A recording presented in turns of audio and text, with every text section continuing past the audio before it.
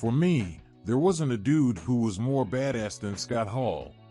He had that X factor, and whenever the camera was pointed at this guy, you took notice. And it was his Razor Ramon character that got my attention as a kid back in the mid-90s, as well as the attention of the WWF fans. I remember borrowing a VHS recording of the Royal Rumble 1994 and getting my first glimpse of the bad guy in his match with IRS. His effortless swagger on the way to the ring, in combination with that super cool, slow-moving track, had me rooting for Razor before he even threw a punch. Special mention should go to Howard Finkel for rolling his R's during his introduction. Listen to this. Fantastic showmanship. Reviewing the '94 Rumble, I tried to pick out a few spots that would definitely have got my attention as a kid.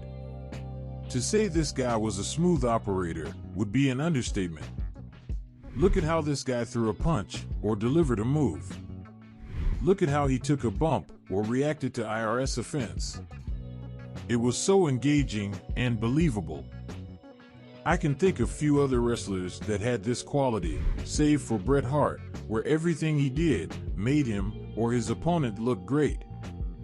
I can definitely see similarities between the Razor Ramon character and Stone Cold Steve Austin, and that he was the bad guy that you wanted to root for because, well, he was just cool.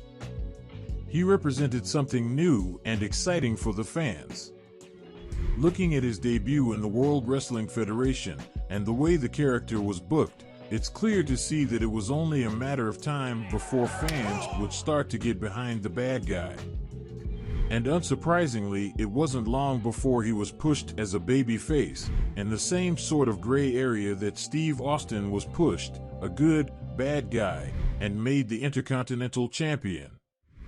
Let's circle back to the '94 Royal Rumble and his match with IRS.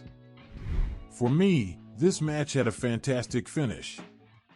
The interference from Shawn Michaels really had me believe that Razor had been robbed of the championship and had me yearning to see Razor get his retribution against the Heartbreak Kid. And that for me was when his status as a wrestler became legendary. His latter match with Shawn Michaels at WrestleMania 10 stole the show and was gripping from start to finish. Some of the spots were really innovative, inspiring future talent to push the boundaries even further, and the story they were able to tell in the ring was nothing short of remarkable. And that was it.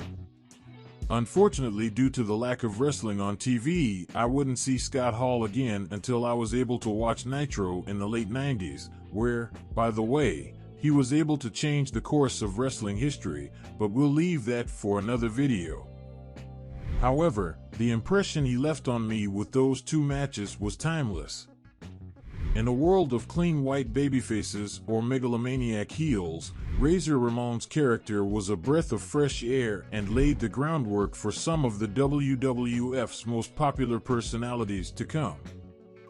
What are some of your favorite Razor Ramon moments in the WWF? Let me know in the comments. Don't forget to hit that like and subscribe button for more wrestling-related content.